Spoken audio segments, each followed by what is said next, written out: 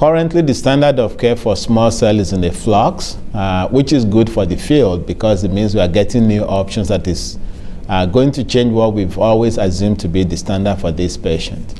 I think the settled area that we all agree on right now is for newly diagnosed patients with extensive stage disease, combination of chemotherapy and immunotherapy is the best option we have if there is no other contraindication for that.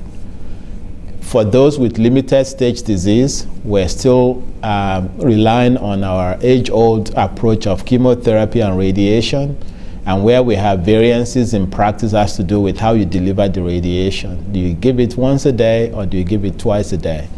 Currently, for patients who can manage the logistics, it's probably better to give the radiation twice a day over a shorter period of time.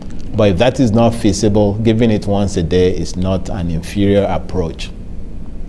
And then finally, you look at patients who already failed the frontline therapy. There, one can say at this point that we actually do not have a standard because all the previous studies that led to the approval of the few agents we have in this space had to do with patients who did not get immunotherapy as part of their frontline regimen. Now that immunotherapy is part of our standard frontline regimen, we actually now need new data to guide us as to which option of treatment that we have is best for which category of patients.